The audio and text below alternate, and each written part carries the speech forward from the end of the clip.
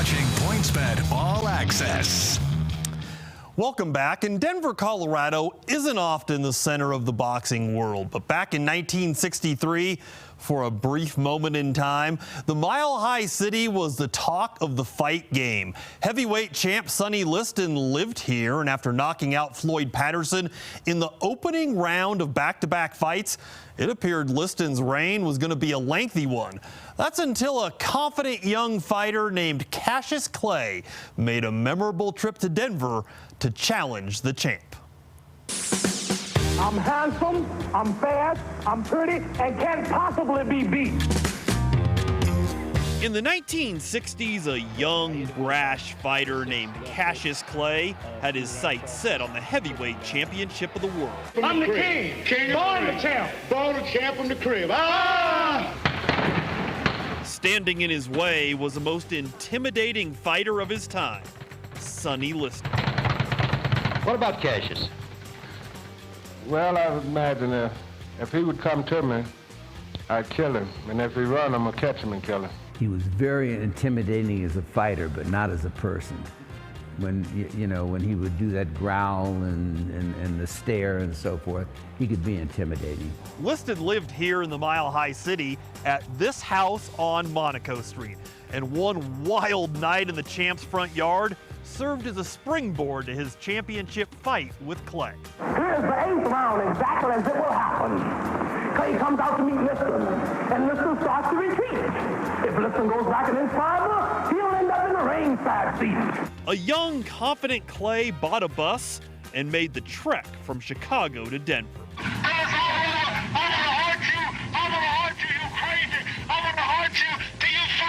News of Clay's arrival at Sonny's house spread, and a young Jess Mora wasn't gonna miss what was about to happen in the wee hours of the morning. Actually, I had to sneak out of the house. My mom, where are you going? I said, no, just right over here. I got there and I said, and that was my feeling was, I'm gonna see Liston kick his butt. When Clay and his entourage arrived at Sonny's house on Monaco Street, they weren't shy about chapping the hide of the champ. There was, all this racket just outside across the street from me. You could hear Cassius.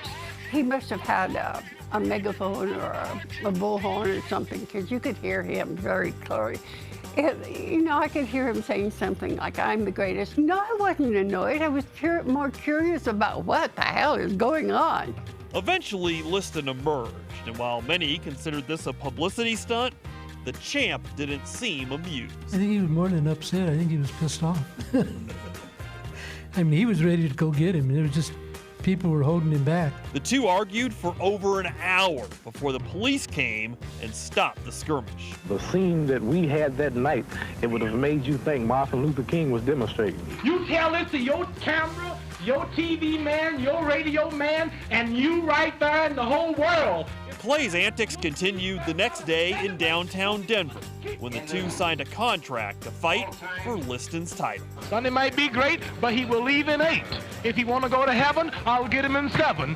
He'll be in a worse fix if I cut it to 6. If he keeps talking jive, he'll go in 5. Cassius Clay on the move as we see. Clay, a big 8-1 underdog, backed up all his breaking, dominating Liston and winning his very first heavyweight championship. All I gotta say is I beat Liston like he was an amateur. Right. I held my hands low, I leaned back, I'm still pretty. He was the one all cut up, I shook up the world. I don't think that the antics so much unnerved him totally.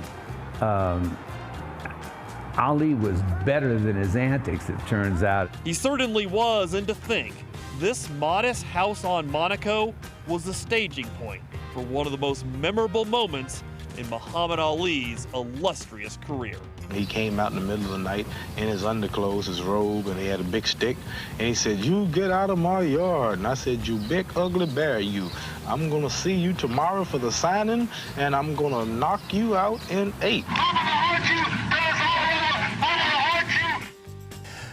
Clay, who later became Muhammad Ali, would go on to defeat Liston in a rematch and become the most recognizable athlete in the world. As for Liston, well, he moved from Denver to Vegas, where he continued to fight, but he never got another shot at the title and died in 1970 under suspicious circumstances. He was inducted into the International Boxing Hall of Fame in 1991.